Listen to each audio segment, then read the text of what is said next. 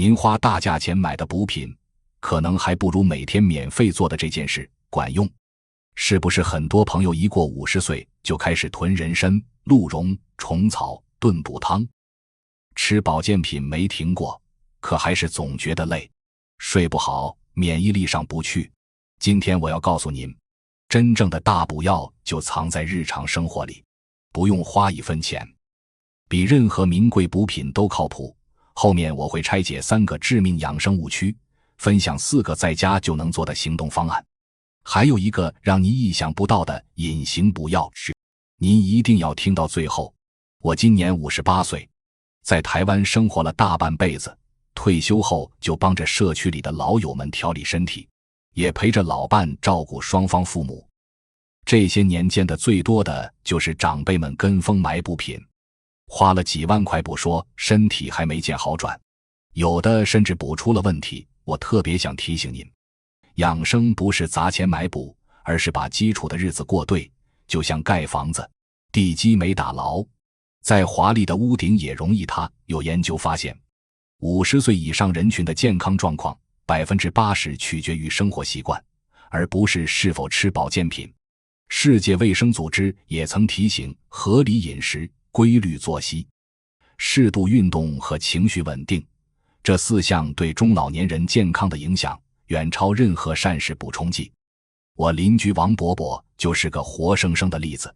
前几年他刚退休，总觉得浑身乏力，记忆力下降。儿子心疼他，花了3万多买了人参、燕窝、鹿茸，天天炖给他吃。结果呢，补了大半年，精神没见好，反而因为滋补过度，血压飙到160，便秘也越来越严重。后来我建议他先停掉所有补品，从3餐和运动入手，每天早上散步20分钟，吃3餐按时吃，多吃蔬菜杂粮。没想到3个月后，他的血压稳定了，便秘好了，爬楼梯都不喘了，整个人气色红润了不少。您是不是也有这样的误区，觉得年纪大了就该大补特补，把保健品当饭吃？这就是第一个常见误区，过度依赖保健品，忽略基础生活习惯。老年医学专家认为，中老年人的消化功能会随着年龄增长逐渐减弱，过量的高蛋白、高热量补品不仅难以吸收，还会增加肠胃和肾脏负担。就像给一辆老旧的汽车加超标的汽油，不仅跑不快，还容易伤发动机。我自己也曾经误会过。刚退休那会，女儿给我买了一堆复合维生素，深海鱼油我每天按时吃，结果体检发现尿酸偏高，后来才知道很多营养素通过日常饮食就能足量获取，过量补充反而会打破身体平衡。第二个误区更普遍，认为补就是多吃肉，多吃高蛋白食物。我每天早上在公园晨练，总能看到不少老友的早餐是鸡蛋、牛奶、牛肉，很少有蔬菜和主食。有一次我问张叔叔，为什么不吃点杂粮或者蔬菜？他说年纪大了要补蛋白质，吃这些才有力气。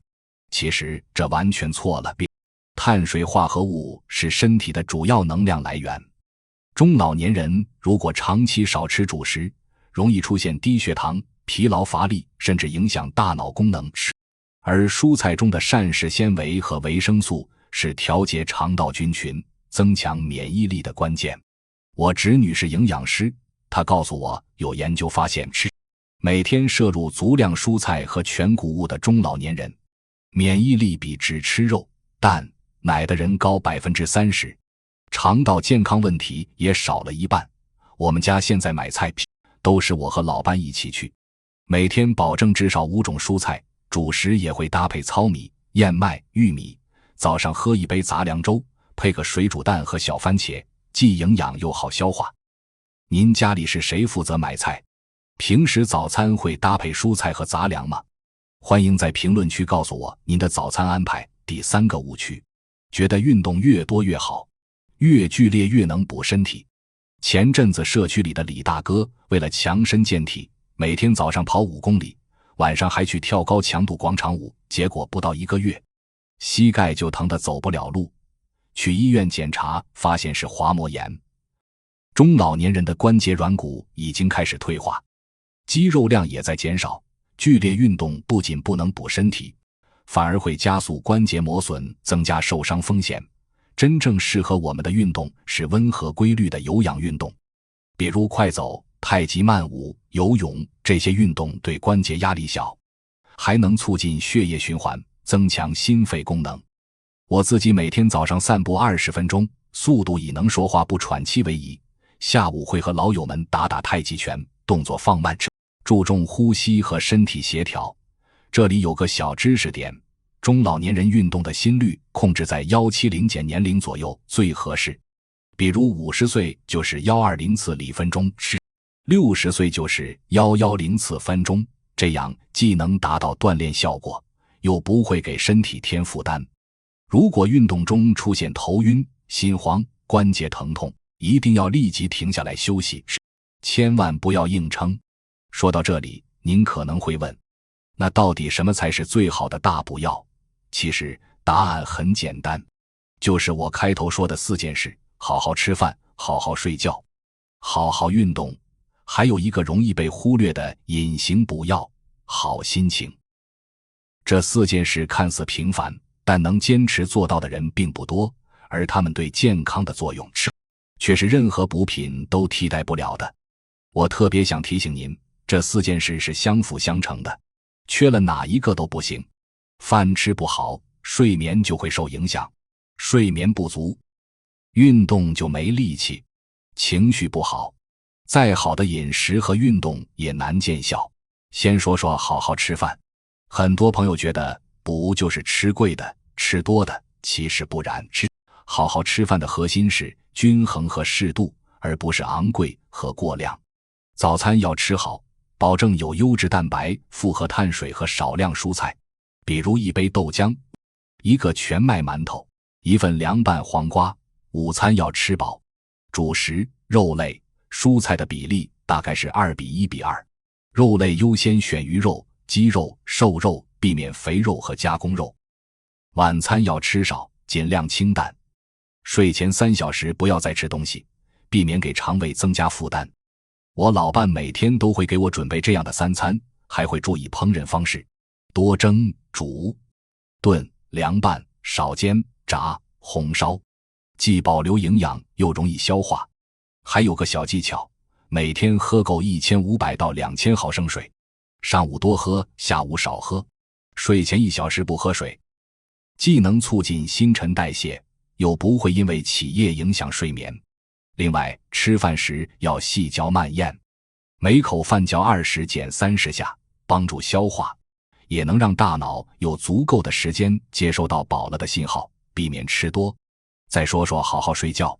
50岁后，很多朋友都会遇到失眠、多梦、易醒的问题，于是就想靠吃安眠药或者褪黑素保健品来解决。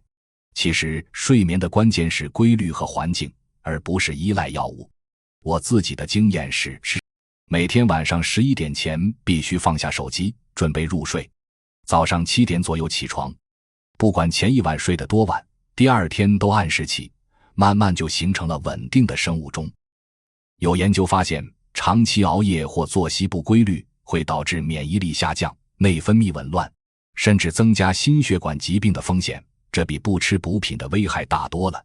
另外，睡前要营造放松的环境，洗个热水澡，让身体温度升高后再降温，有助于入睡。听点舒缓的音乐，比如古典乐、自然白噪音，避免听节奏快、情绪激动的歌曲。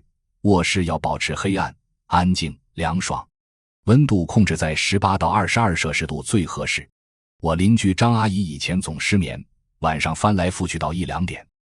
后来按照我说的方法调整作息，睡前不看手机，泡个脚，现在每天都能睡够7小时，早上起来精神饱满。您平时睡眠怎么样？有没有遇到过失眠的问题？欢迎留言分享您的改善经验。接下来是好好运动。除了刚才说的温和有氧运动，中老年人还可以适当增加一些力量训练，比如举哑铃、做俯卧撑、靠墙静蹲、踮脚走路等，增强肌肉量。很多朋友觉得年纪大了，不用练肌肉。其实肌肉量对中老年人太重要了，肌肉不仅能保护关节，减少摔倒风险，还能提高基础代谢，让身体更有活力，甚至有助于稳定血糖和血压。我每天下午会做10分钟的力量训练，用的是2公斤的哑铃，做弯举、侧平举，每个动作做10月12日次，动作放慢，注重感受肌肉的发力。这里要提醒您，运动前一定要热身5到10分钟，活动开关节和肌肉，运动后要拉伸，避免肌肉酸痛和僵硬。如果本身有高血压、糖尿病、关节炎等基础疾病，运动前最好咨询医生的意见，选择适合自己的运动方式。还有个小观察，我发现很多朋友运动喜欢3天打鱼2天晒网，想起了就猛练一次，这样不仅没效果，还容易受伤。运动的关键是规律，哪怕每天只有20分钟，坚持下来也比偶尔练1小时管用。现在要揭秘那个隐形补药了。好心情，很多朋友退休后，因为生活节奏变慢，或者子女不在身边，容易感到孤独、焦虑、抑郁。这些负面情绪其实是健康的隐形杀手。我社区里的陈阿姨，前几年因为儿子结婚后搬出去住，总觉得心里空落落的，天天在家唉声叹气，吃饭没胃口，睡觉也不踏实，身体越来越差。后来她加入了社区的广场舞队，认识了很多志同道合的朋友，每天一起跳舞、聊天、分享生活，整个人变得开朗多了，吃饭香了，睡眠好了，连脸上的笑容都多了。有研究发现，保持积极乐观的心态，能降低心血管疾病的风险，还能增强免疫力，让身体更有抵抗力。所以50岁后，一定要找到自己喜欢的事情，比如养花种草、唱歌、跳舞、书法绘画，或者多和家人朋友聚聚，聊聊家常，保持好心情。我自己退休后，除了晨练和帮朋友调理身体，还喜欢带着老伴去周边旅游，看看风景，尝尝美食，日子过得充实又开心，心态也越来越年轻。说到这里，我要分享一个更重要的发现，很多人养生只关注身体，却忽略了口腔健康。您可能觉得口腔问题和补身体没关系，其实不然。老年医学专家认为，口腔健康是全身健康的窗口，牙周病、口腔溃疡等问题不仅会影响进食和消化，还可能引发全身性炎症，影响心血管健康。我表哥就是个例子，他年轻时不注意口腔卫生，年纪大了得了严重的牙周病，牙齿松动脱落，吃不了硬一点的食物，只能吃软烂的东西，营养摄入不足，身体也越来越虚弱。后来他重视起来，每天早晚刷牙，饭后漱口，定期洗牙，牙周病好转了，也能正常吃饭了，身体也慢慢恢复了。这里给大家一个实用建议，每天早晚用巴氏刷牙法刷牙，每次至少2分钟，饭后用温水漱口，定期做口腔检查和洗牙，保护好牙齿，才能更好地吸收营养，让补身体真正见效。再来说说几个容易被忽略的小误区。第一个小误区，觉得喝骨头汤能补钙。很多朋友喜欢炖骨头汤，觉得汤越白越有营养，能补钙。其实不然，骨头汤里的钙含量非常低，而且很难被人体吸收，反而因为长时间炖煮，汤里的脂肪和嘌呤含量很高，喝多了容易导致肥胖和尿酸升高。真正补钙的食物是牛奶、酸奶、豆腐、小鱼干、芝麻酱等，这些食物中的钙更容易被人体吸收。第二个小误区，觉得晚上不能吃碳水。很多朋友为了控体重，晚上完全不吃主食，其实这对中老年人来说并不好。晚上适量吃一些复合碳水，比如糙米、玉米、红薯，能提供能量，避免夜间低血糖，还能帮助稳定情绪，有助于睡眠。关键是控制分量，而不是完全不吃。第三个小误区，觉得保健品能替代药物。有些朋友患有高血压、糖尿病等基础疾病吃，却不愿意吃药，想着靠保健品就能控制病情。这是非常危险的，保健品不能替代药物，患有基础疾病的朋友一定要遵医嘱按时服药，定期监测病情，同时配合健康的生活习惯，才能更好地控制病情。我想问问大家，您家里有没有人喜欢买各种保健品？有没有遇到过因为不当进补导致身体不适的情况？欢迎留言分享您的经验，让我们互相提醒，避免走弯路。现在我来总结一下，最好的大补药不是人参鹿茸，不是昂贵的保健品，而是好好吃饭，好好睡觉，好好运动和保持好心情，再加上保护好口腔健康。这几件事不用花1分钱，却能让我们少生病，精气神翻倍，比任何补品都靠谱。最后给大家3条最容易执行的建议。第一，从明天开始，早餐加入1份蔬菜和1种杂粮，比如燕麦粥配小番茄。第二，每天晚上11点前放下手机，用温水泡脚10分钟，帮助入睡。第三，每天散步20分钟，速度以能说话不喘气为宜。我想再问问大家，您平时有没有坚持运动的习惯？最喜欢的运动是什么？欢迎在评论区留言分享，让我们互相学习，互相鼓励，一起健康快乐地度过晚年。今天的分享就到这里，希望这些内容能对你有帮助。养生是一个长期的过程，不需要追求速成，也不需要花大价钱，只要把基础的事情做好，就能收获健康的身体。每个人的身体状况不同，适合自己的养生方式也不同，大家可以根据自己的情况调整。有任何健康问题，记得及时咨询专业医疗人员。最后，祝愿大家和家人身体健康，万事如意。我们下次再见。